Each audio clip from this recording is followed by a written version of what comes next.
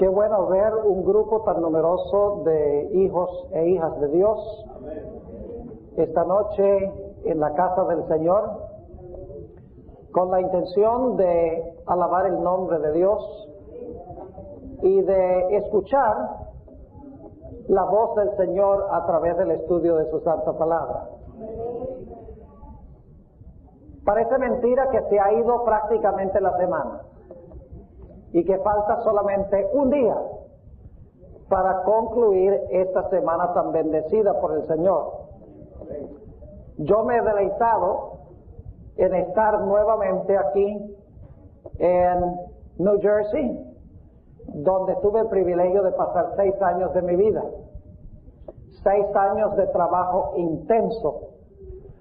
Recuerdo con mucho cariño a la hermandad de esta gran conferencia. Mi esposa y yo a menudo hemos hablado en cuanto a los lugares donde hemos trabajado en los 32 años de servicio que llevo en la iglesia adventista. Y hemos concluido que los mejores años que hemos pasado en nuestro ministerio han sido en 2 lugares. En primer lugar, quiero decir en primer lugar, pero en realidad es un empate entre este primer lugar y el segundo lugar. El primer lugar fueron los 6 años que pasé enseñando en nuestra institución en la ciudad de Medellín, en el Departamento de Teología de la Universidad Adventista de Colombia. Y ese lugar fue especial porque la familia de mi esposa vive allá, varias hermanas, y además de eso, pues mi tarea favorita es la de enseñar. Así que en realidad fueron 6 años de trabajo, pero no era trabajo. Me deleitaba yendo a clase, investigando y preparándome para enseñar. El segundo lugar, y digo que es un empate, donde más hemos disfrutado nuestro trabajo ha sido la conferencia de New Jersey. En realidad recuerdo que para mí los sábados a veces predicaba en una iglesia en la escuela sabática y predicaba en el culto divino en otra iglesia. Por la tarde predicaba y tenía bautismos en otra iglesia, y luego por la noche a veces predicaba hasta en otra iglesia. A veces predicaba 3, 4 veces los sábados. Además de eso, durante la semana con los clubes de conquistadores, reuniones con las federaciones de jóvenes. Pero era un deleite porque vimos a la obra del Señor crecer mucho en la conferencia de New Jersey durante el tiempo que estuvimos acá. Siempre guardamos un lugar muy especial en nuestros corazones para esta conferencia. Quiero decirles que mis hijos, Steven y Jennifer, nunca nos han perdonado por habernos ido de New Jersey. Ellos sí tienen un lugar muy, muy especial en su corazón para el estado de New Jersey. Recuerdan todavía hasta el día de hoy con mucho cariño esos campestres que teníamos allá en Tranquility y cómo allá pescaban tortugas del lago, las tortuguitas esas pequeñas. Ahí mi hijo se volvió empresario porque pescaba tortugas y luego las vendía, hasta que la conferencia le prohibió venderlas. Pero fueron días muy especiales. Días que recordaremos el resto de nuestras vidas. Formamos amistades muy especiales en esta conferencia. Hasta el día de hoy recuerdo los nombres de muchas personas en diferentes iglesias. Y no solo eso, sino que recuerdo cómo llegar a la mayoría de las iglesias de esta conferencia. Yo podría haber llegado aquí a la iglesia de Elizabeth sin que me dieran direcciones.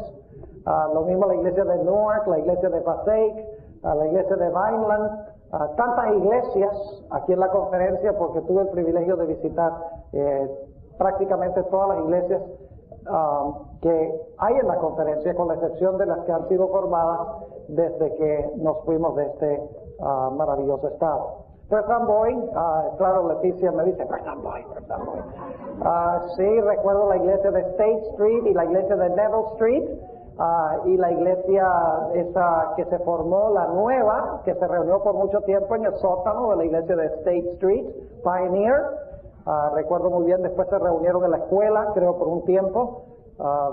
fueron años especiales. Así que Leticia puede estar contenta de que mencioné a Perth Amboy por nombre. Bien, esta noche vamos a estudiar 4 panoramas del milenio. Sin embargo, antes de entrar a nuestro estudio, queremos hacer lo que siempre hacemos antes de abrir la palabra, y es pedirle al Señor que nos bendiga y nos ayude a entender su palabra. Así que les invito a inclinar sus rostros conmigo y vamos a elevar una oración al Señor. Padre Celestial, te damos gracias por las tantas horas de tu sábado que comienzan en estos instantes. Te damos gracias porque nos das el día de reposo, 24 horas completas para olvidarnos de todo lo nuestro y dedicarte el tiempo solamente a ti. Pedimos que al abrir tu palabra esta noche, tu Espíritu Santo venga a hablarnos, ayúdanos a comprender el mensaje que tienes para nosotros. Te lo pedimos en el precioso nombre de Jesucristo, tu Hijo. Amén. Bien, quiero invitarles a abrir sus Biblias conmigo esta noche al libro de Apocalipsis, el capítulo 20. Apocalipsis, el capítulo 20. Como se dan cuenta por el título, vamos a estudiar 4 panoramas del milenio. Ahora, quiero decirles al comienzo del tema para dónde vamos, para que cuando termine el tema estemos seguros de haber llegado. Ustedes saben, antes de tomar un viaje, lo que hacemos es sentarnos y planificar el viaje con el mapa. Ahora yo les voy a decir para dónde vamos, para que al final sepamos a ciencia cierta que hemos llegado a donde queremos llegar. En realidad, en Apocalipsis 20 y Apocalipsis 21, hasta el versículo 8, tenemos 4 diferentes descripciones del milenio desde 4 diferentes perspectivas. Ahora, los 4 pasajes o los 4 panoramas se complementan uno al otro. Es decir, están relacionadas entre sí estas 4 partes. Pero cada parte tiene su perspectiva y su descripción, su énfasis particular y especial. Y al comenzar en esta noche quiero decirles cuáles son esos 4 panoramas. Les quiero mencionar los versículos a donde se encuentran esos 4 panoramas. Y cuál es el énfasis de cada panorama, para que cuando tratemos el tema sepamos exactamente a dónde estamos en el curso de nuestro estudio. Ahora, antes de describirles los 4 panoramas, quiero recalcar el hecho de que el evento que se realiza inmediatamente antes de comenzar el milenio es la segunda venida de Jesús.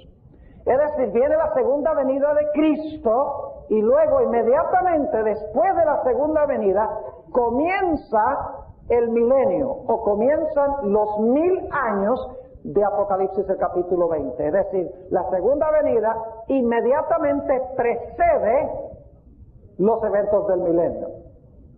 Ahora, con esto en mente, permítanme mencionarles los 4 panoramas que encontramos en Apocalipsis 20 y Apocalipsis 21 hasta el versículo 8. El primer panorama se encuentra en Apocalipsis 20, 1 al 3. Ese es el primer panorama, Apocalipsis 20, versículos 1 al 3.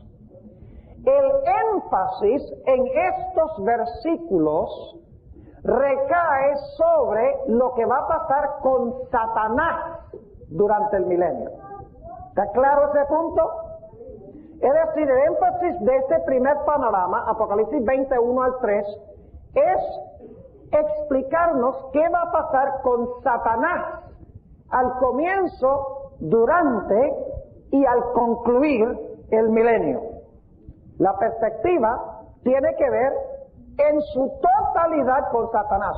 No se habla de los santos, no se habla de la ciudad Nueva Jerusalén, no se habla de ninguna otra cosa, sino de lo que va a pasar con Satanás durante los 1000 años. Ahora, el segundo panorama lo encontramos en Apocalipsis 20, versículo 4 al 10. Y el énfasis de este segundo panorama del milenio ya no es Satanás, aunque Satanás se menciona. El énfasis de este segundo panorama recae sobre los santos, los salvos. Es decir, ¿qué va a pasar con los salvos al comienzo, durante y al final de los 1000 años? Es decir, la perspectiva ha cambiado de lo que va a pasar con Satanás en los versículos 1 al 3 a lo que va a pasar con los santos durante el mismo periodo de los 1000 años en los versículos 4 al 10. ¿Me explico? Ahora, el tercer panorama del milenio lo encontramos en Apocalipsis 20, empezando en el versículo 11 y continuando hasta el capítulo 21 y el versículo 1.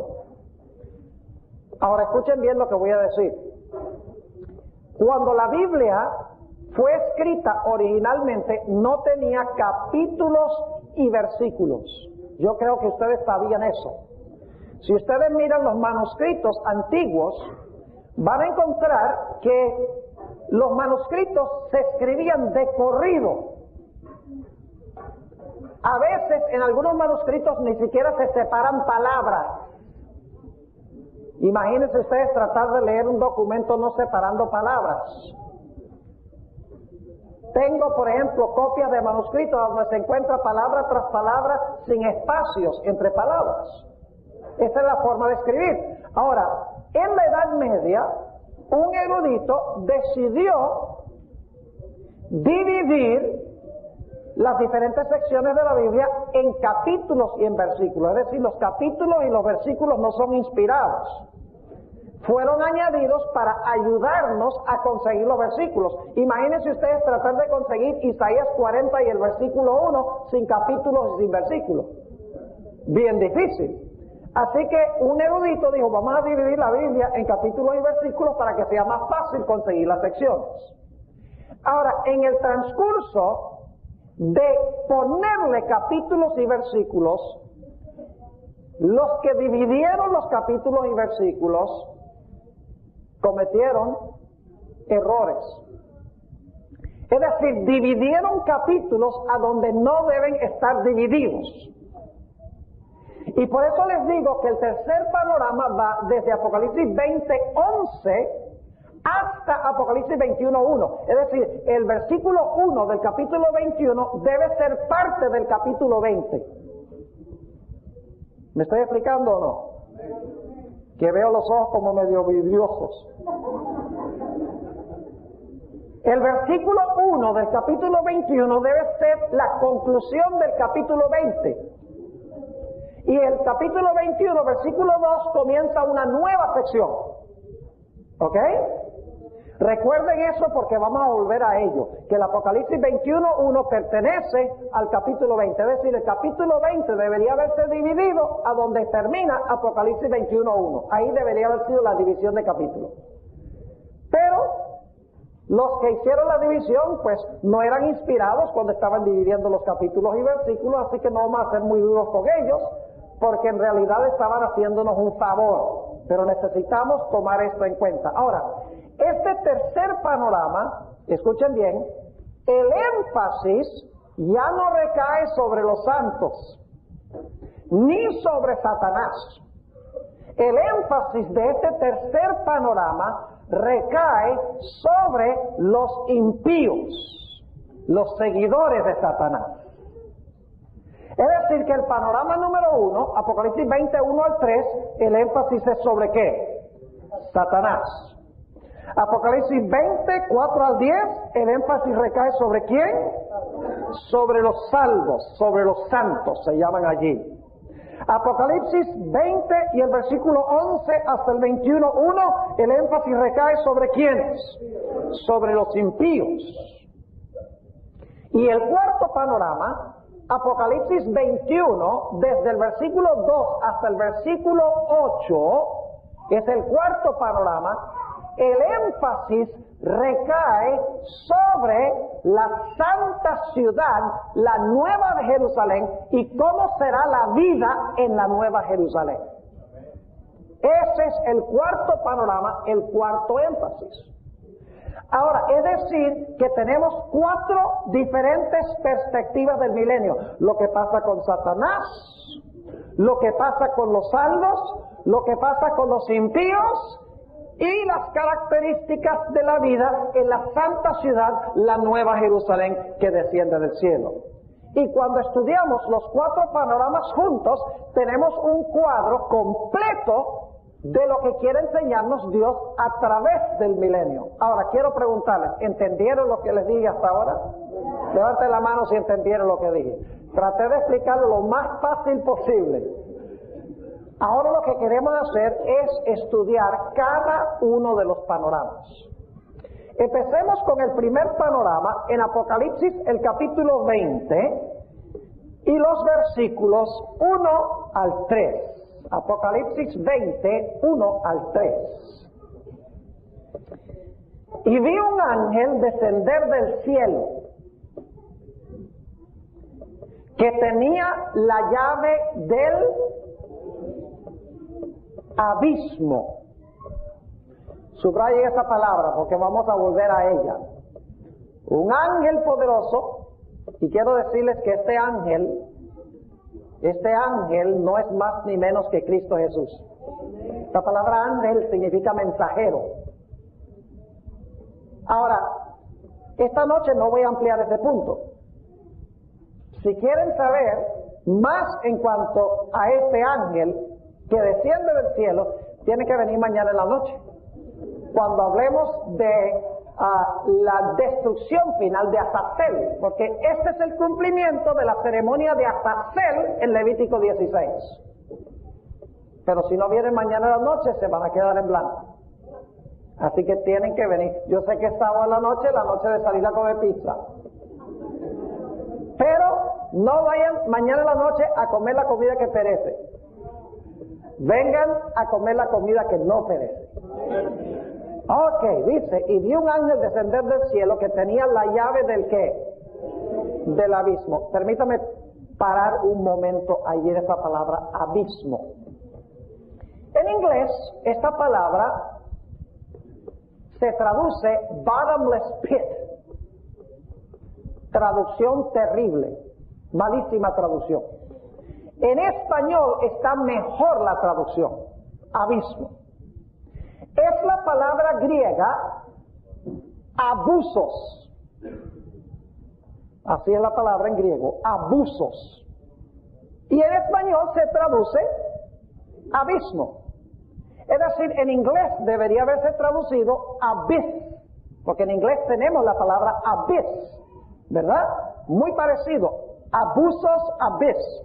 Abusos, abismo. Ahora, ¿por qué es importante esta palabra abismo que se usa allí, la palabra abusos? Por una razón muy especial. Y es que la mismita palabra en otro idioma, en hebreo, se usa en Génesis 1 y el versículo 2. Tenemos que volver a Génesis 1 y el versículo 2. Porque hay muchas iglesias hoy que están enseñando que durante el milenio este planeta va a ser un paraíso. Que el desierto va a florecer, va a haber flores y va a haber paz, y Jesús se va a sentar en el trono en Jerusalén y va a gobernar todas las naciones con vara de hierro. ¿Es así? No es así. Dice en Apocalipsis 20:1 que este poderoso ángel desciende y tiene la llave ¿de qué? Del abismo. Hay que entender qué es el abismo. Génesis 1 y el versículo 2, vamos a leer el 1 para el contexto, dice, en el principio creó Dios los cielos y la tierra. Y la tierra estaba, ¿qué cosa?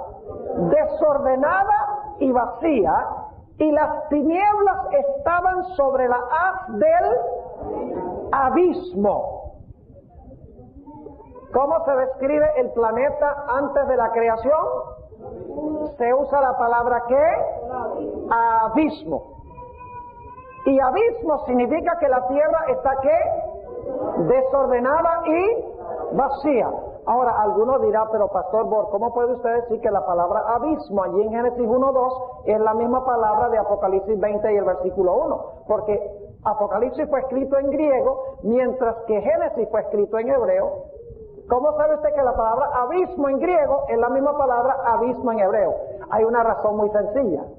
Hay una traducción del Antiguo Testamento al griego que se conoce como la Septuaginta, o la versión de los 70. ¿Han oído hablar de la Septuaginta? El Antiguo Testamento hebreo, en el siglo II antes de Cristo, los eruditos tradujeron el Antiguo Testamento del hebreo al griego porque los judíos estaban bajo el mando del imperio griego.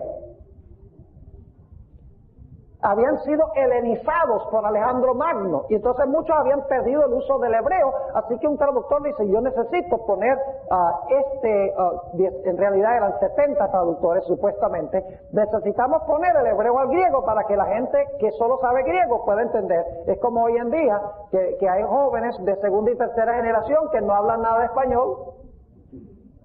Entonces hay que hacer una traducción, dicen ellos, al griego porque ya no entienden hebreo. Ahora, lo interesante es que la palabra que se usa en Génesis 1 y el versículo 2, la palabra que se traduce abismo, es la palabra hebrea tehom. Y cada vez que en el hebreo se usa la palabra tehom, la versión griega del Antiguo Testamento traduce la palabra tehom con la palabra griega abusos, que es la mismita palabra que encontramos en Apocalipsis 20 y el versículo 1. Es decir, los traductores sabían que la palabra abusos era equivalente en otro idioma de la palabra tehom en hebreo en Génesis 1 y el versículo 2. Es la misma expresión. Ahora, en Génesis, abismo describe a un mundo desordenado y vacío. Pregunto entonces, en Apocalipsis 20 y el versículo 1, cuando se usa la misma palabra, debe indicar que el mundo está, ¿qué cosa? Desordenado y vacío. Es decir, que lo que pasa en Apocalipsis es que la creación se reversa. Ustedes saben que inmediatamente antes del milenio vienen las 7 postreras plagas, ¿sí o no? ¿Se han dado cuenta ustedes que las 7 postreras plagas lo que hacen es reversar la creación? Azotan todo lo que hizo Dios en la creación, las 7 postreras plagas.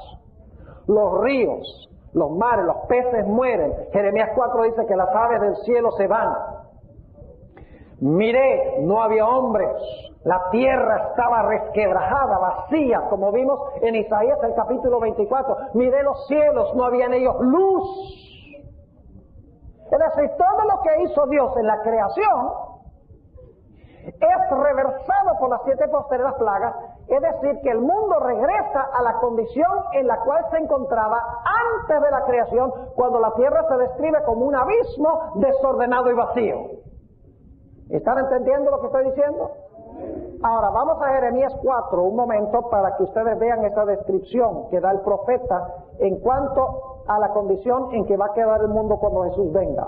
Jeremías el capítulo 4 y el versículo 23, 4:23. Dice aquí, hablando a Jeremías, si ustedes pueden leer el contexto, habla del sonido de la trompeta en el versículo 19, y Cristo viene con el sonido de la trompeta. Luego dice Jeremías, miré la tierra, y he aquí que estaba ¿qué? Asolada y vacía. No sé por qué ponen asolada allí, porque es la misma expresión en hebreo, tohu, bohu. La idéntica expresión, es decir, que aparece en Génesis 1 y el versículo 2. Dice, miré la tierra, he aquí que estaba desordenada y vacía, y los cielos, y no había en ellos luz. Pregunta, cuando la tierra estaba como un abismo desordenado y vacía, ¿había luz? Dice, las tinieblas estaban ¿sobre qué? Sobre las del abismo. Versículo 24, miré los montes y he aquí que temblaban. ¿Recuerdan Isaías 24? El terremoto que sacudió la tierra. Y todos los collados fueron, ¿qué cosa? Destruidos. Miré y no parecía que hombre. Todas las aves del cielo se habían ido. Miré y aquí el Carmelo era un lugar muy fértil en Israel. Miré el Carmelo y todas sus ciudades eran asoladas a la presencia de Jehová, a la presencia del furor de su ira. ¿En qué condición va a quedar la tierra cuando Cristo venga? Va a quedar desordenada y vacía, y en los cielos no va a haber ¿qué cosa? Luz. ¿En qué condición entonces será la cárcel en la cual va a pasar Satanás con sus ángeles los 1000 años? Va a ser una tierra desordenada, vacía y oscura. Nuevamente vamos al capítulo 21. Y vi un ángel descender del cielo que tenía la llave del abismo y una grande cadena en su mano. ¿Qué va a hacer este ángel? Este ángel va a ¿qué? Va a encadenar a alguien. ¿A quién será? ¿Recuerdan Isaías 24?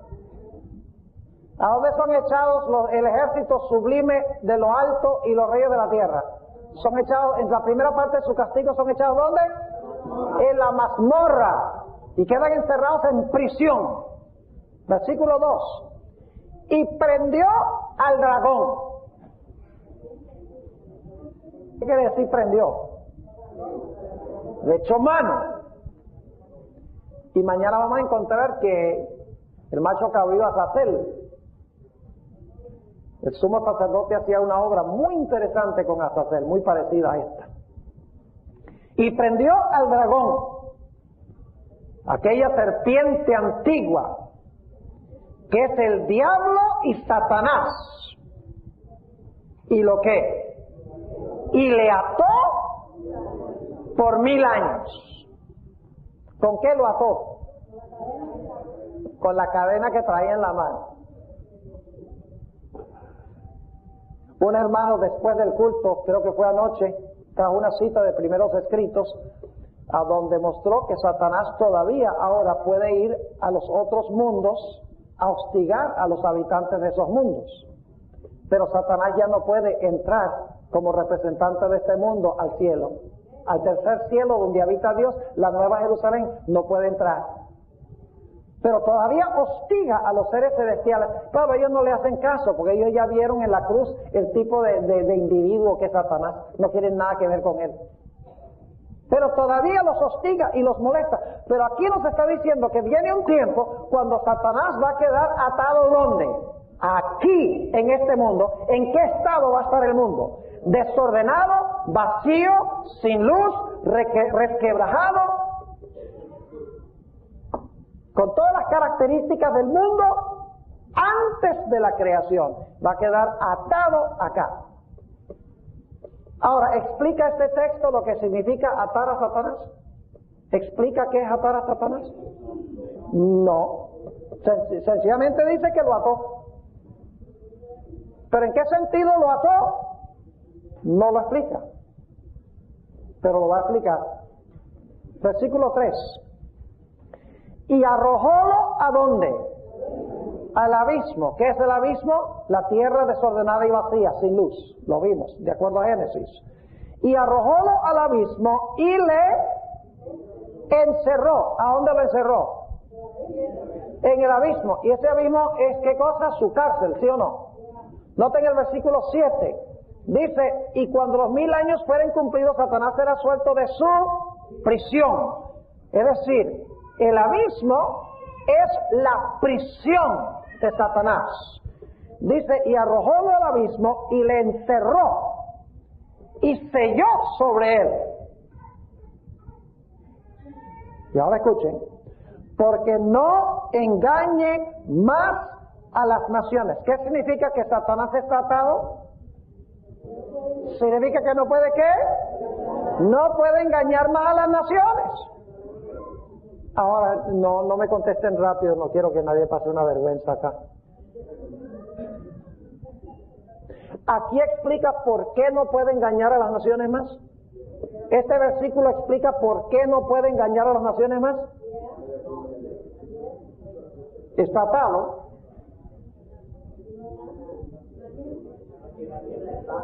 Eso no dice, el texto no dice eso. El texto no lo explica. Sencillamente dice que lo amarran, lo encadenan para que no pueda engañar más a las naciones. Pero no dice por qué no puede engañar más a las naciones. Tenemos que esperar hasta el segundo panorama para entender eso. Y luego dice, porque no engañe más a las naciones hasta que 1000 años sean ¿qué? Cumplidos. Y después de esto es necesario que sea desatado un poco de tiempo. Ahora, si atarlo significa que no puede engañar a las naciones, desatarlo significa que de repente puede nuevamente ¿qué? Engañar a las naciones. Pero no explica esto. ¿Qué significa atar a Satanás fuera del hecho de que no puede engañar a las naciones? No explica por qué razón no puede engañar a las naciones. Tenemos que esperar para entender la razón por la cual no puede. Ahora, ¿les quedó claro el primer panorama? ¿Quién es el centro de énfasis en este pasaje? ¿Se dice algo de los santos? ¿Se dice algo de la ciudad? ¿Se dice algo de los impíos? Nada. Versículo 1 al 3, el centro del enfoque es lo que va a pasar con Satanás cuando comienza el milenio, durante el milenio y al final del milenio. Si parara la descripción aquí, uno quedaría con la pregunta, bueno, ¿y qué pasó con los salvos? ¿Y qué pasó con la ciudad? ¿Y qué de los impíos que siguieron a Satanás? Pregunta, ¿quedamos con muchas incógnitas al terminar este primer panorama? ¿Quedamos con muchas preguntas? Claro que quedamos con muchas preguntas. Y una de las preguntas es, está bien, esto es lo que va a pasar con Satanás, pero ¿qué va a pasar con los salvos? Así que en el segundo panorama, escuchen bien, Dios ahora va a regresar otra vez al comienzo del milenio para explicar lo que va a pasar al principio, durante y al final del milenio. Escuchen bien, no podemos leer el libro de Apocalipsis en orden cronológico. Entonces, si usted no puede leer Apocalipsis, no puede decir, yo quiero ver qué es lo que va a pasar con el milenio en orden, y empezar en el 21 y leer todo el capítulo, porque el capítulo está organizado en 4 ciclos.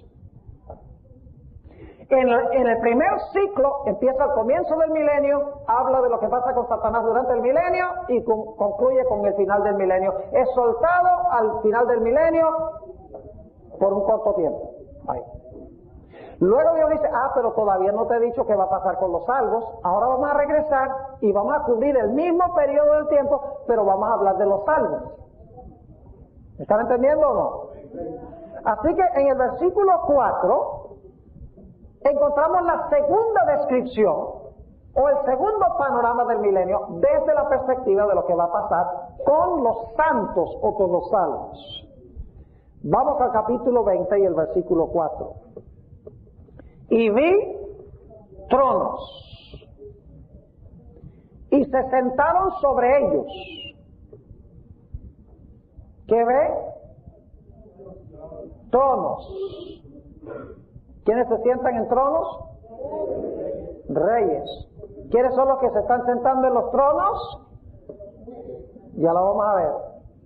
Y vi tronos y se sentaron sobre ellos. Y les fue dado, ¿qué cosa? La facultad de juzgar. O sea, los que están sentados en los tronos, ¿qué pueden hacer? Se les da el derecho o la facultad de juzgar. Inmediatamente nos preguntamos, ¿juzgar a quiénes? Si todos los salvos están ¿dónde? En el cielo. ¿Necesitan los salvos algún juicio? No, porque ya todos fueron pronunciados dignos de vida eterna y fueron llevados al cielo por Jesús. No necesitan ningún juicio. Entonces nos preguntamos, ¿a quiénes van a juzgar? Hay un juicio durante los 1000 años, ¿sí o no? Según este pasaje. ¿Hay un juicio? Claro que sí. Ahora, sigamos leyendo. Vi tronos y se sentaron sobre ellos y les fue dada la facultad de juzgar. ¿A quiénes? Sigamos leyendo. Y vi las almas de los degollados por el testimonio de Jesús y por la palabra de Dios, y que no habían adorado a la bestia ni a su imagen, y que no recibieron la señal en sus frentes ni en sus manos, ¿y qué? Y vivieron. Ahora, si dice y vivieron, ¿qué significa eso? Significa que si vivieron es porque estaban ¿qué? Muertos. ¿Cuándo resucitaron? A ver, ¿cuándo resucitaron?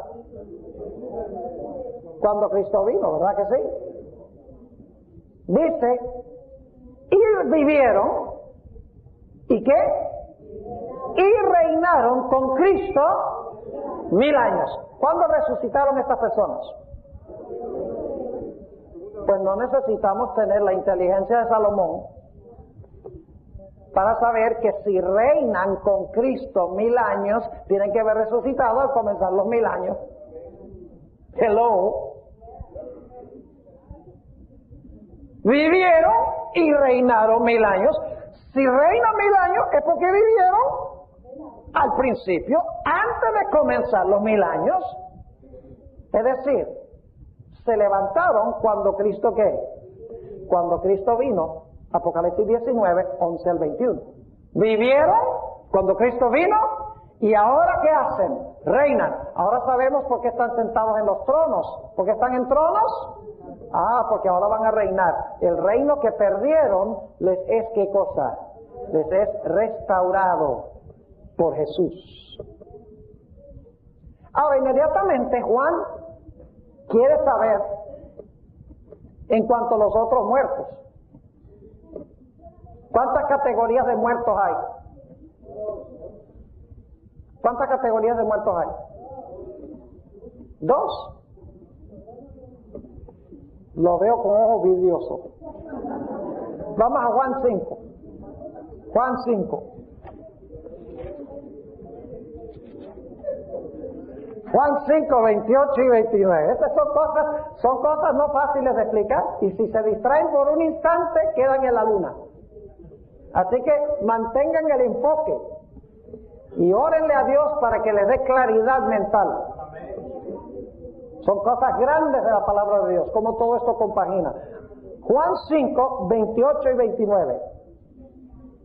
Dice Jesús, no os maravilléis de esto, porque vendrá la hora cuando todos los que están en los sepulcros oirán su voz. Y los que hicieron bien saldrán a resurrección de vida, mas los que hicieron mal a resurrección de condenación. ¿Cuántas resurrecciones son? ¿Cuántas? Son 2. ¿Cuándo resucitan los que reinan con Cristo? Al comenzar los 1000 años, porque si no, no pueden reinar con Él. Pero hay otro grupo de muertos. ¿Quiénes son los otros muertos? Pues uno no tiene que tener la inteligencia de Albert Einstein para saber que si los que reinan con Cristo 1000 años reinan con Cristo 1000 años, son los justos, entonces los otros muertos tienen que ser ¿quiénes? Tienen que ser los impíos. Ahora Juan quiere saber en cuanto a los otros muertos. Y nota lo que dice Apocalipsis 20 y el versículo 5. Apocalipsis el capítulo 20 y el versículo 5 dice, mas los otros muertos, ¿cuáles otros muertos? ¿Cuáles son los primeros muertos? Los que vivieron y reinan con Cristo 1000 años. Dice, mas los otros muertos no tornaron a vivir hasta que sean cumplidos 1000 años. ¿Cuándo resucitan los otros muertos? después de cumplidos los 1000 años. ¿De acuerdo?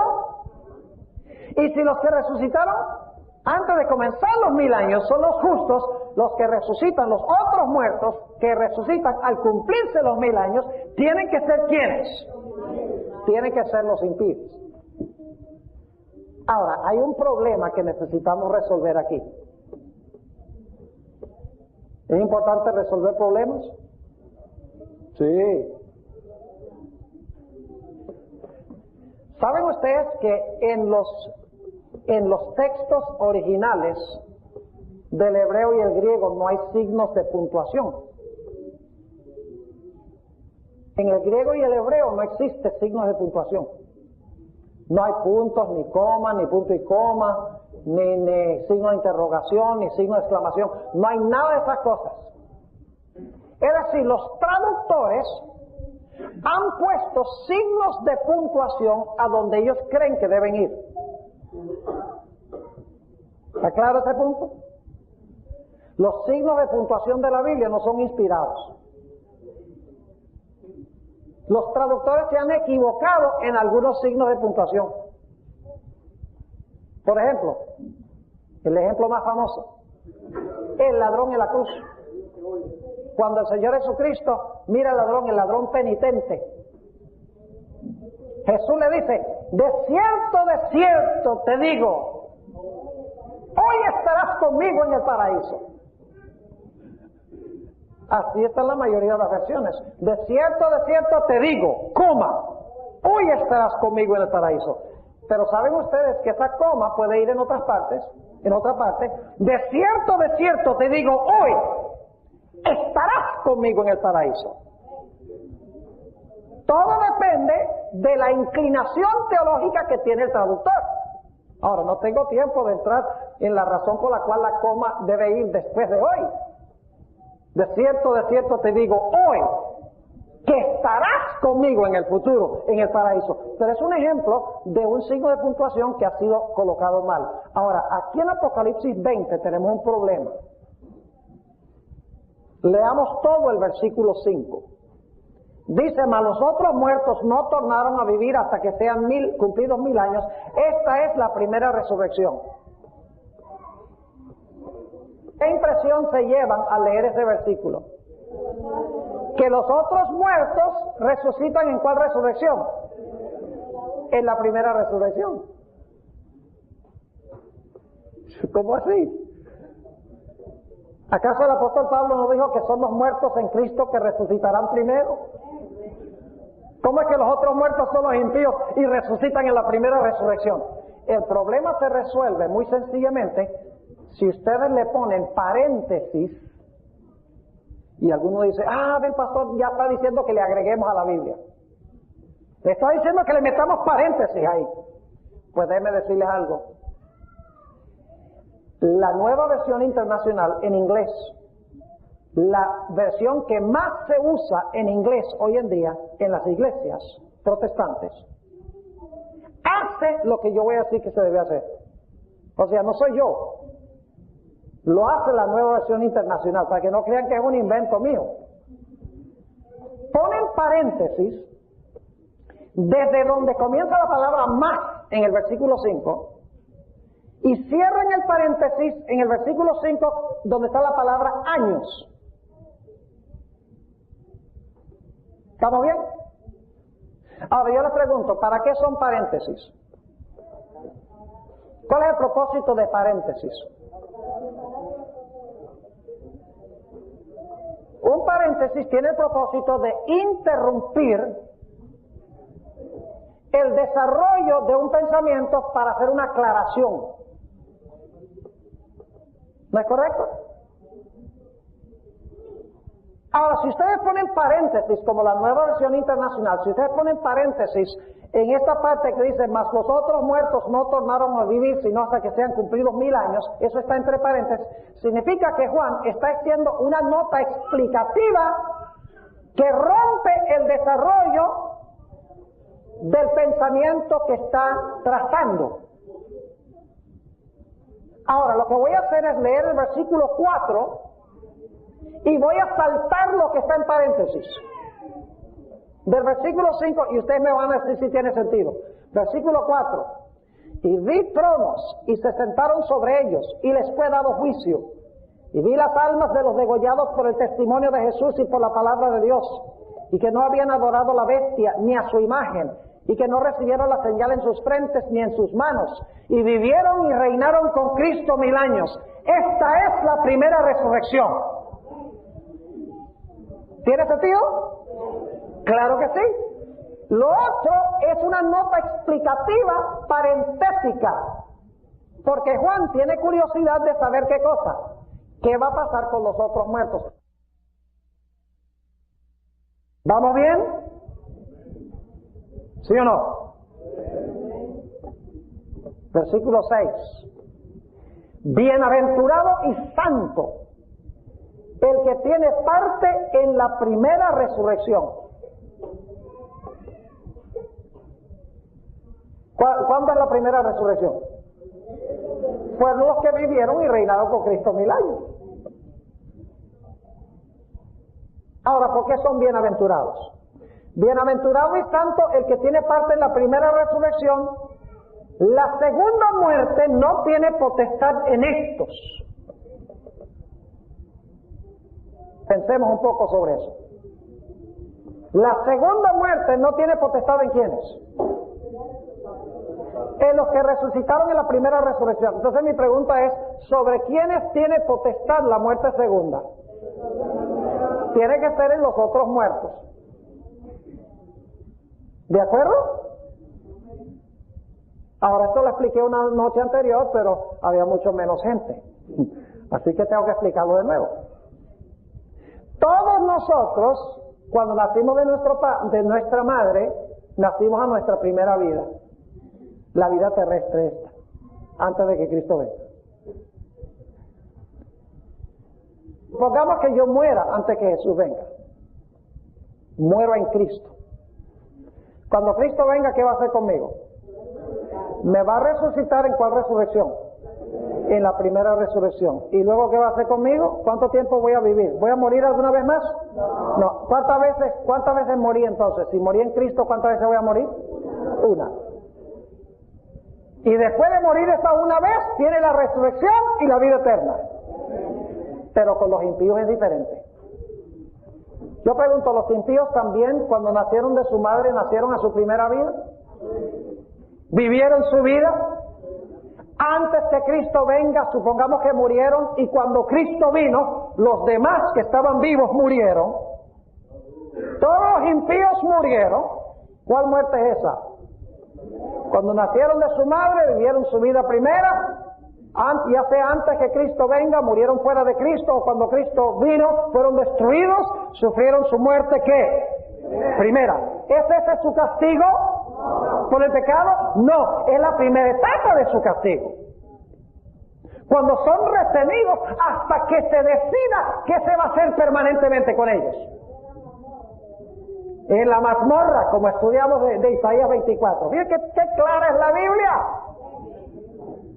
Lo que pasa es que la gente no estudia con cuidado, por eso sale con estas ideas de que el rapto, que sí, nos va a llevar 7 años al cielo, y va a ser antes de la tribulación, y la gente inventa cosas.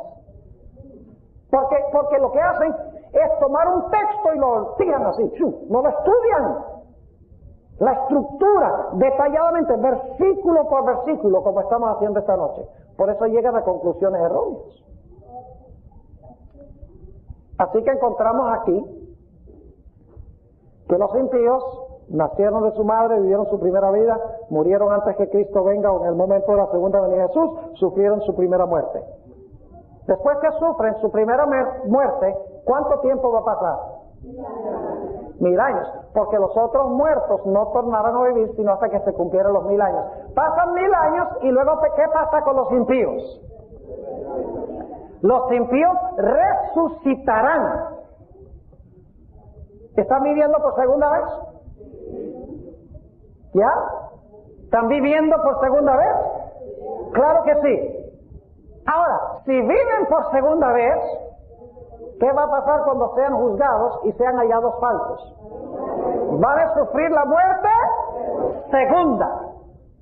¿Tiene la potestad, tiene la muerte segunda potestad sobre los que resucitaron en la primera resurrección? No, no tiene potestad sobre ellos, porque van a vivir para siempre después de su resurrección. Tan claro que está. Versículo 6, nuevamente, bienaventurado y santo. ¿Quién es el énfasis de este pasaje? ¿Cuál es el énfasis de este pasaje? Los salvos. Bienaventurado y santo el que tiene parte en la primera resurrección. La segunda muerte no tiene potestad en estos. Antes serán sacerdotes de Dios y de Cristo. Tiene que venir mañana en la noche, si no, no van a entender cómo son sacerdotes. Uno dice, pero sacerdotes, pastor. Si el propósito del sacerdote era salvar a la congregación, pero para este tiempo los perdidos están perdidos, salvos, salvos. ¿Para qué sacerdotes? Si no vienen mañana en la noche, se van a perder la explicación.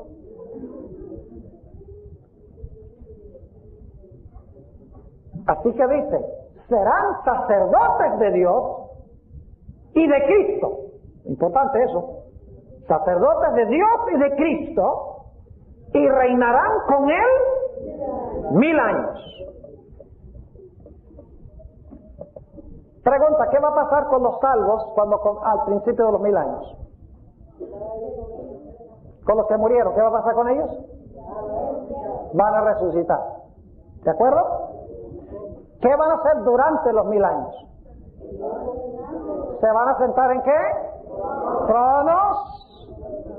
¿Van a qué? A juzgar.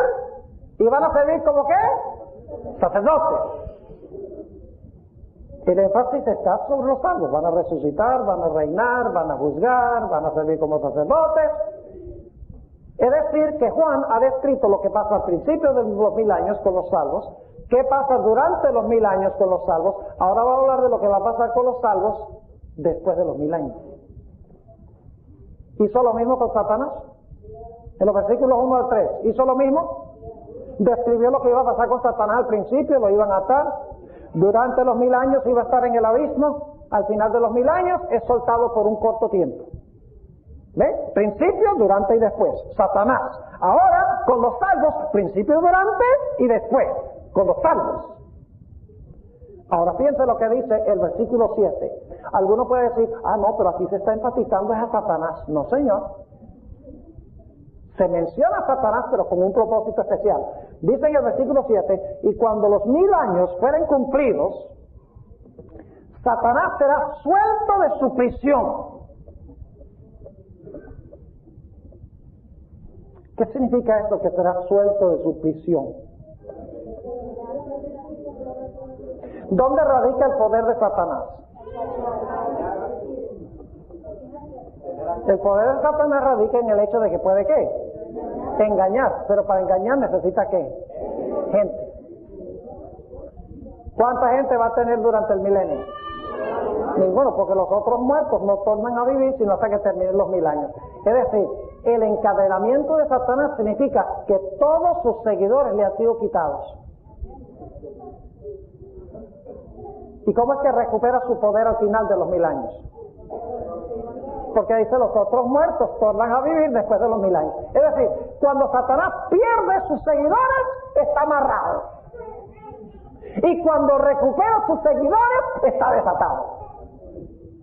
Sencillo. Porque el poder de Satanás radica en tener gente que engañar para cumplir sus propósitos. Así que dice, y cuando los 1000 años fueren cumplidos, Satanás será suelto de su prisión y saldrá ¿para qué? Para engañar a las naciones. Toda nación que haya existido en la historia del planeta Tierra. A las naciones que están sobre los 4 ángulos de la tierra, a Gog y a Magog, a fin de congregarlos ¿para la qué? Para la batalla. ¿Cuál batalla? ¿Batalla contra quién? ¿Contra los santos que están dónde? Sigamos leyendo. El versículo dice que el número de los cuales es como la arena del mar. Y subieron sobre la anchura de la tierra, y ahora escuchen bien, y circundaban el campo de los santos. ¿Cuál es el énfasis? Aunque se menciona Satanás, ¿cuál es el énfasis? De que después del milenio Satanás va a recuperar sus gentes porque van a resucitar y él los va a congregar con el fin de destruir ¿a quiénes? A los santos en la ciudad. Pregunta, ¿todavía está el énfasis sobre los santos en este pasaje? Claro que sí. Dice, y subieron sobre la anchura de la tierra y circundaron el campo de los santos y la ciudad amada. ¿Se dice el nombre de la ciudad aquí? ¿Cuál ciudad es esta, la ciudad amada? No lo explica. Aquí no lo explica, quedamos con la incógnita. Dice, circundaron el campo de los santos y la ciudad amada. ¿Dónde están los santos en este momento? Escuchen bien. ¿Saben lo que enseña la mayoría de los cristianos? Que durante el milenio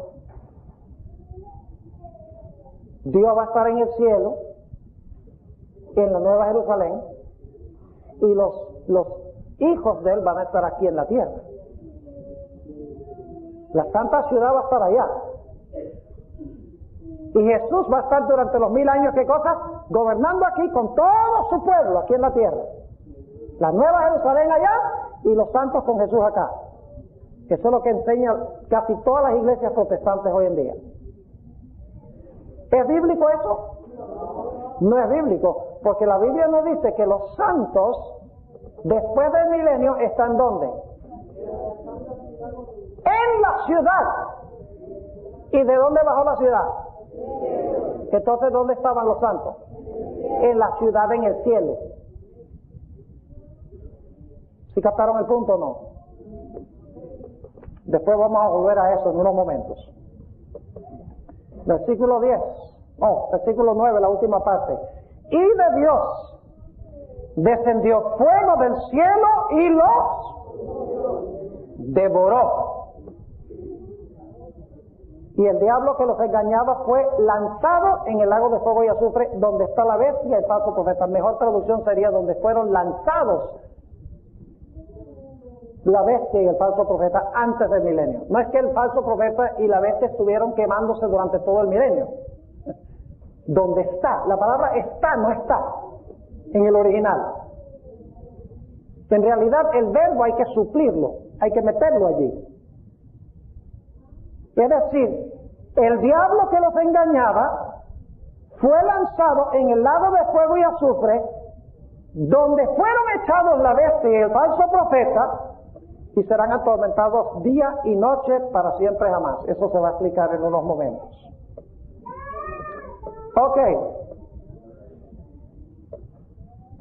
Cuando terminamos esta perspectiva de los salvos, nos quedan pendientes algunas preguntas. Una pregunta es, ¿por qué los que estaban en la ciudad se salvaron y por qué los que estaban afuera se perdieron?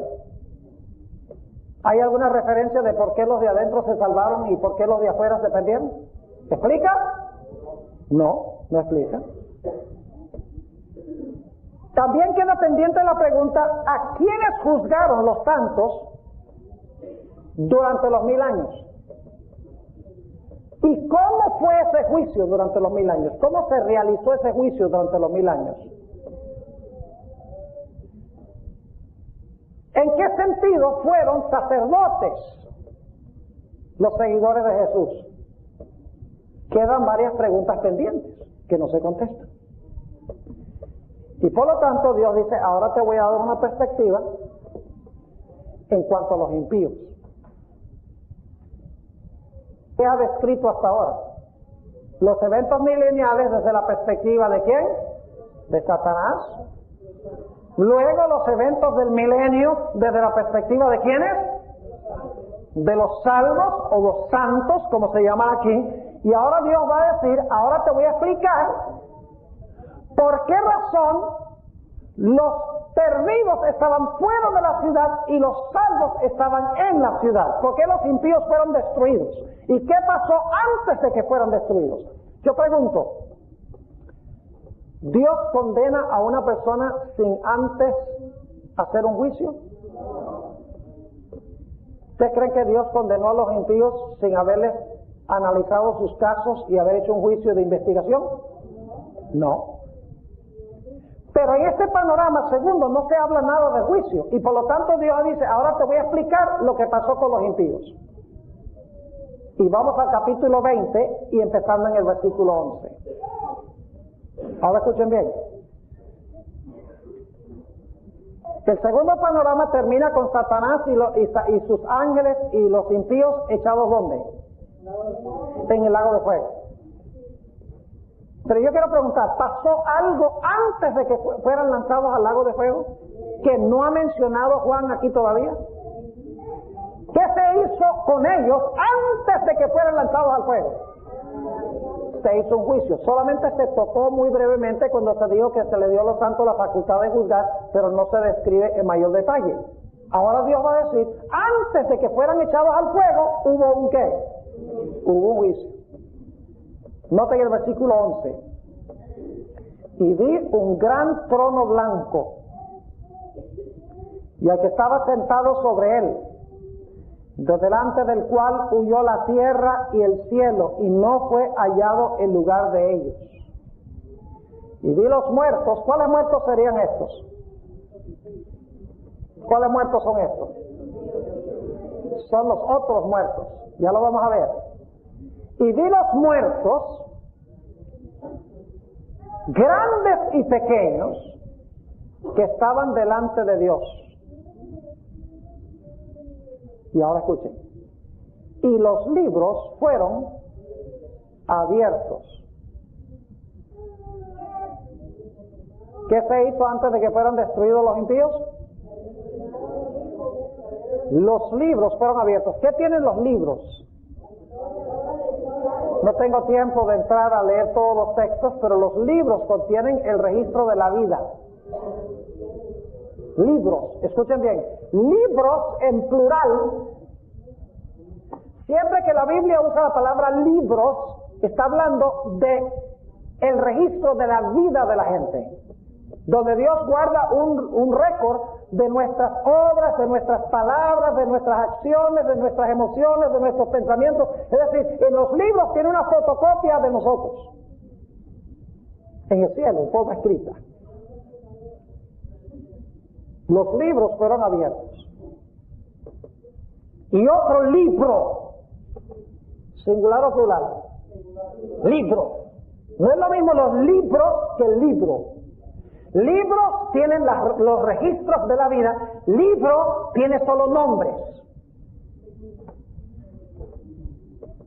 Dice, y otro libro fue abierto, el cual es el de la vida. Y fueron juzgados los muertos por las cosas que estaban escritas en los libros según sus obras. ¿Qué es lo que se encuentra registrado en los libros? La vida de la persona, las obras. ¿Fueron juzgados de acuerdo a sus qué?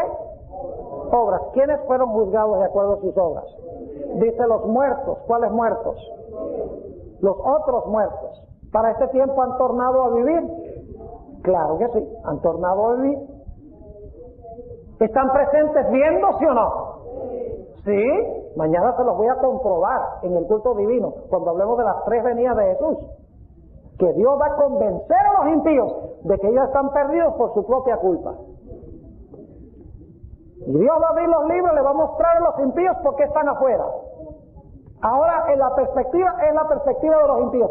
Le va a mostrar sus obras. Como un video, yo no sé cómo Dios va a hacer eso. Y dicho sea de paso, nosotros generalmente pensamos que después del milenio, que pensamos en tiempo muy restringido, decimos, después del milenio desciende la ciudad, los impíos la circundan, pum, desciende fuego, rápido. En cuestión de unos minutos ya todo está resuelto.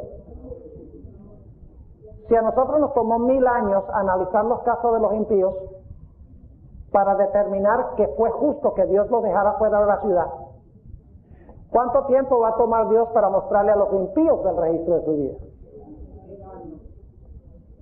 No voy a decir que 1000 años, pero va a tomar más que unos pocos instantes. Además de eso, los impíos no van a atacar la santa ciudad con las manos peladas. Toda la infraestructura mundial ha sido destruida. No van a atacar la santa ciudad sin reconstruir la infraestructura y hacer armamentos de guerra. En el conflicto de los siglos dice que van a construir armas de guerra, que todas fueron destruidas a la segunda venida. Eso va a tomar años por lo menos. Y aun cuando caiga fuego del cielo, dicen primeros escritos que Satanás se va a quemar por mucho tiempo. Porque como veremos mañana noche, lo va a quemar nada más por lo que hizo él, sino por todo lo que hizo hacer al pueblo de Dios también. Así que tenemos que pensar en términos más amplios del tiempo después del milenio. Hay muchas cosas que van a pasar después del milenio. Ahora noten el versículo 12. Y vi los muertos grandes y pequeños que estaban delante de Dios, y los libros fueron abiertos, y otro libro fue abierto, el cual es el de la vida, y fueron juzgados los muertos por las cosas que estaban escritas en los libros según sus obras. ¿Los destruye Dios sin que antes vean su caso? No, Señor. En las cosas de Dios todos son inocentes hasta que se comprueben culpables en una corte de la ley. Versículo 13. Y el mar dio los muertos que estaban en él. Y la muerte y el infierno, mejor traducción de la palabra infierno aquí sería el sepulcro. El sepulcro dieron los muertos que estaban en ellos, y fue hecho juicio de cada uno según sus obras. Y el infierno, mejor traducción sepulcro, y el sepulcro y la muerte fueron lanzados en el lago de fuego. Esta es la muerte segunda. Versículo 15. Y el que no fue hallado escrito en el libro de la vida fue lanzado en el lago de fuego. Yo pregunto, ¿ya Apocalipsis 20 ha hablado de este lago de fuego antes? ¿Quiénes fueron echados al lago de fuego? Dice Satanás y sus ángeles, ¿no es cierto? ¿Lo dice? Entonces, ¿este es otro lago de fuego o es el mismo? Es el mismo. ¿Por qué vuelve a lo mismo que antes? Porque ahora se está describiendo el milenio desde otra ¿qué? Desde otra perspectiva. Si no, uno tiene entonces dos lagos de fuego. Porque en el 20, 9 y 10 dice que Satanás y sus ángeles son echados en el lago de fuego. Y luego después dice, pero hubo un juicio antes de eso. ¿Qué está haciendo Juan? ¿Está qué?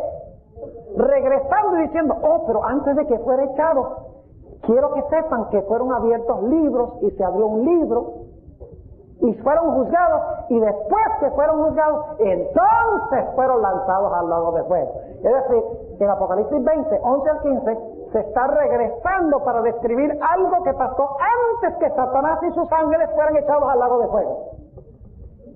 ¿Me estoy explicando o no? ¿Sí? ¿De verdad? ¿Ven que no se puede estudiar esto en orden cronológico? Porque son 4. Ahora, ¿cuál es el énfasis de todo este pasaje? De este tercer panorama, ¿quiénes están siendo descritos en este pasaje? ¿Los santos? Nada se menciona. ¿Satanás? No. ¿Se está hablando de quiénes? De los seguidores de Satanás. Antes de que fuesen echados al lago de fuego con Satanás y sus ángeles, hubo un ¿qué? Un juicio. Y es más, antes de que se hiciese ese juicio, cuando resucitaron los impíos, se hizo ese mismo juicio en el cielo. Esa es la facultad de juzgar que se le dio a los hijos de Dios. Escuchen bien. Dice que el que no fue hallado en el libro de la vida fue lanzado en el lago de fuego. Ahora mi pregunta es, ¿cuándo fueron borrados del libro de la vida?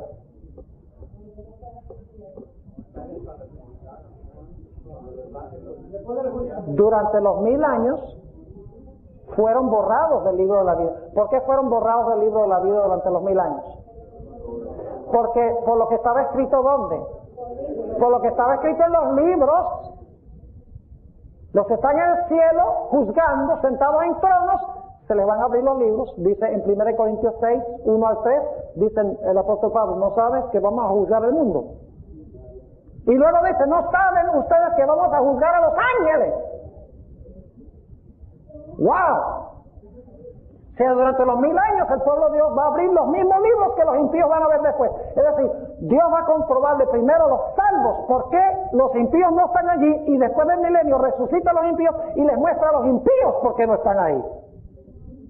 ¿Qué clase de Dios es este que quiere convencer a todo el mundo? Y después del milenio Dios abre los libros. Ahora, ¿qué dice ahí? ¿Qué es lo que contienen los libros? Dice que tiene sus obras, pero ¿describe qué obras eran las que estaban ahí? No, no dice qué obras. Por eso necesitamos el cuarto panorama, donde se dice cuáles eran las obras que cometieron. Aquí dice sencillamente que fueron juzgados de acuerdo a las obras que estaban en los libros, pero no dice específicamente cuáles eran esas obras. En unos momentos vamos a ver cuáles son. ¿Ahora está claro? ¿Hasta ahora está claro? 3 panoramas: Satanás, los justos y los impíos. Ahora, noten Apocalipsis 20 y el versículo 15. Y el que no fue hallado escrito en el libro de la vida fue lanzado en el lago de fuego. Y ahora escuchen bien. Y vi un cielo nuevo y una tierra nueva, porque el primer cielo y la primera tierra se fueron y el mar ya no es. Ese versículo es la conclusión de lo que leímos en el capítulo 20 y el versículo 15. Es decir, después que son lanzados en el fuego, la próxima cosa que hace Dios es ¿qué cosa? Un cielo nuevo y una tierra nueva. Y por si acaso alguno no lo cree, en 2 de Pedro tenemos la misma secuencia. Dice que viene el día ardiendo como un horno, en que los elementos van a ser deshechos, y después que Dios queme esta tierra, dice, nosotros estamos mirando hacia cielos nuevos y tierra nueva, a donde habita la justicia. La misma secuencia: fuego que quema todo, cielos nuevos y tierra nueva. 2 de Pedro 3. Aquí dice, quemados los impíos, y luego entonces, cielo nuevo y tierra nueva. Es decir, Apocalipsis 21:1 pertenece al capítulo 20. Es el clímax del capítulo 20. Y ustedes dicen, ¿cómo sabemos eso? Bueno, vamos al cuarto panorama. ¿Están cansados? ¿No? Pues por eso no están bien cansados.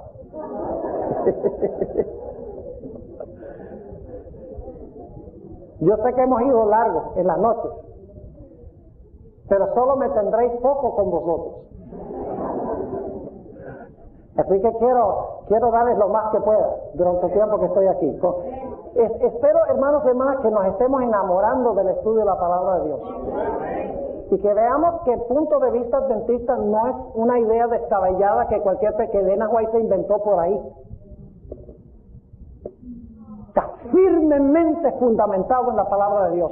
Pero tenemos que investigar y estudiar.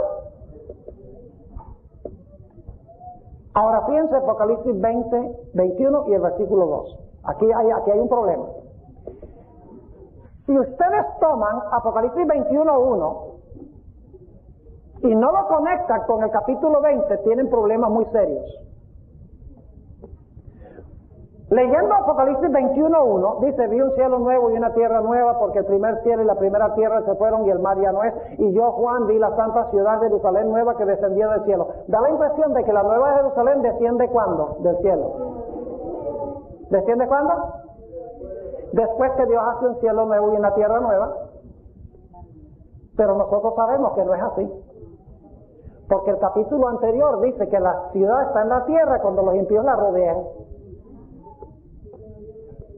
Ustedes no están conmigo, ¿verdad? ¿Sí están conmigo? En el capítulo 20 decía que la ciudad estaba en la tierra cuando los impíos la circundaron. Sí. ¿La ciudad desciende antes de que los impíos sean echados en el fuego? Sí.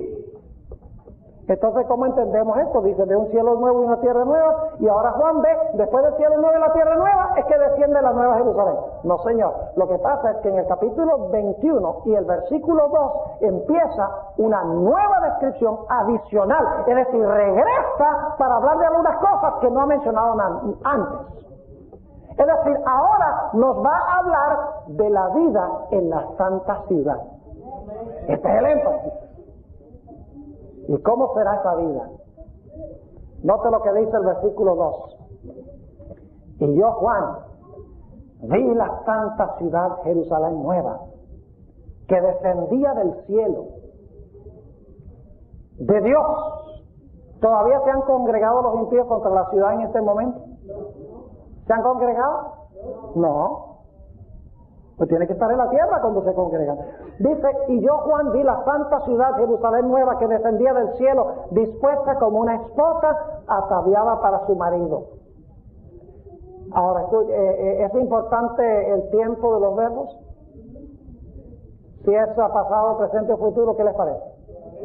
¿Les parece importante el tiempo de los verbos? Escuchen el versículo 3. Y oí una gran voz del cielo que decía, he aquí el tabernáculo de Dios con los hombres, y morará con ellos. ¿Tiempo del verbo cuál es? Futuro.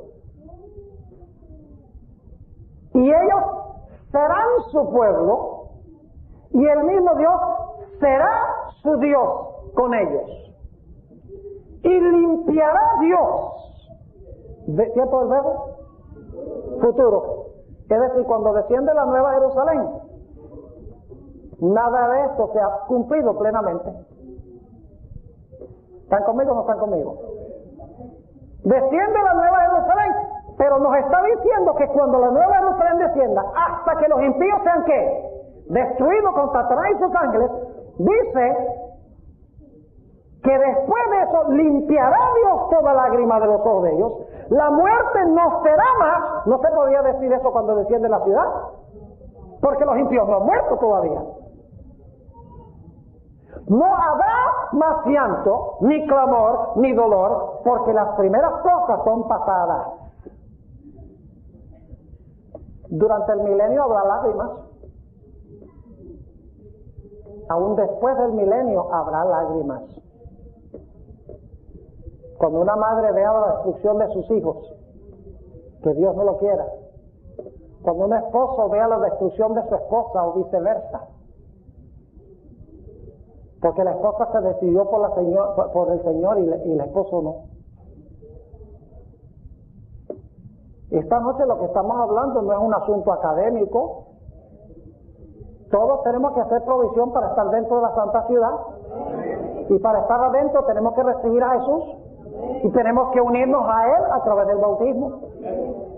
Ese es el camino. No hay otro camino. Versículo 5. Y el que estaba sentado en el trono dijo, he aquí yo hago nuevas todas las cosas. Es decir, voy a hacer nuevas las cosas. Porque el verbo es que Dios que las va a hacer nuevas. Y me dijo, escribe porque estas palabras son fieles y verdaderas. Y díjome, hecho es, yo soy Alfa y Omega, el principio y el fin. Al que tuviere sed, yo le daré de la fuente del agua de vida gratuitamente. El que venciere poseerá todas las cosas, y yo seré su Dios, y él será mi hijo. Y ahora va a llegar la misma conclusión a la cual llegaron los otros panoramas. Y nos va a decir qué era lo que contenían los libros. Dice en el versículo 8, mas a los temerosos. Esto es lo que estaba en los libros, ¿sí o no? Mas a los temerosos e incrédulos, a los abominables y homicidas, a los fornicarios y hechiceros. Pregunta, ¿son todas estas violaciones de los 10 mandamientos? ¿Qué mandamiento quebranta el que comete homicidio? ¿Qué mandamiento quebranta el que es fornicario? No cometerás adulterio. ¿Qué mandamiento quebrantan los hechiceros? No tendrás dioses ajenos delante de mí. Entonces, ¿por qué nos sentamos delante del televisor a ver películas como Harry Potter? Hello. Y Lord of the Rings. Oh, Hollywood dice, tienes que verlo. Forget it. Puro espiritismo, pura hechicería. Y el pueblo de Dios se está sentando a verlo, como si fuera un hermoso manjar. Tenemos tiempo para eso, pero no para estudiar la Biblia, ni para orar, ni para testificar. ¡Qué trágico! Y los idólatras, ¿cuál mandamiento es ese? No te harás imagen. Y todos los mentirosos, oh, no levantarás falso testimonio.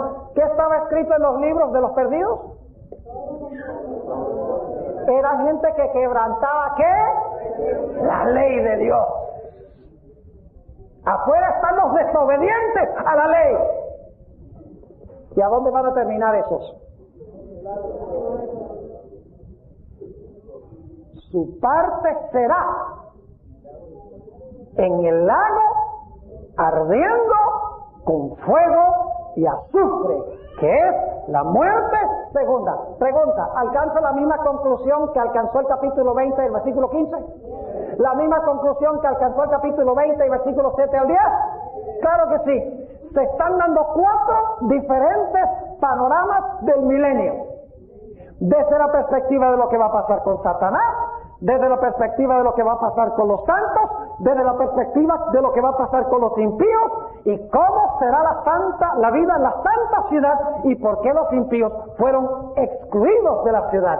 El hecho de que en la ciudad no habrá clamor, ni habrá dolor, ni habrá lágrimas, todo será nuevo, no habrá más llanto, porque las primeras cosas pasaron. ¿Qué les parece? ¿Les quedó claro el tema? Ahora, todo lo que hemos estudiado esta noche puede ser meramente académico. Si decimos, pero mire, yo aprendí mucho esta noche. ¡Wow! Yo no sabía eso. Mire, si eso se les queda en la cabeza y no llega al corazón, peor se condenan.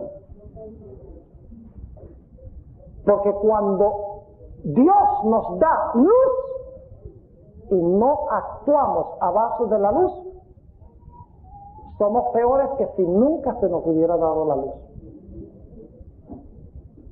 Dicho sea de paso, ¿saben ustedes ese texto que se leyó esta noche? Por cierto, mal traducido. Bienaventurados los que lavan sus vestiduras. En realidad, una mejor traducción sería bienaventurados los que guardan sus mandamientos. Vamos a leer ese texto. Apocalipsis 22 y el versículo 14 y 15. Dice, bienaventurados los que guardan sus mandamientos. Los que están dentro de la ciudad, ¿qué hacen? Guarden sus mandamientos para que su potencia sea en el árbol de la vida y que entren por las puertas en la ciudad. ¿Quiénes van a entrar por las puertas en la ciudad? ¿Los que qué? Los que guardan sus mandamientos. ¿Y quiénes van a ser los que están afuera? Versículo 15. Mas los perros estarán fuera, y los hechiceros, y los disolutos, y los homicidas, y los idólatras, y cualquiera que ama y hace mentira. Adentro están los que guardan los mandamientos, y afuera están los que ¿qué? Los que quebrantan los mandamientos de Dios. Por eso la Iglesia Adventista enseña que la ley no fue clavada en la cruz. Que cuando amamos a Jesús y Él escribe su ley en nuestro corazón, nos sale obedecer a Dios y guardar su ley. Por eso guardamos el sábado, porque la Biblia dice, Dios dice, guarda el sábado. Toma ese tiempo para estar conmigo 24 horas completas. Es un día de refrigerio con Jesús para desarrollar nuestra relación de amor con Él.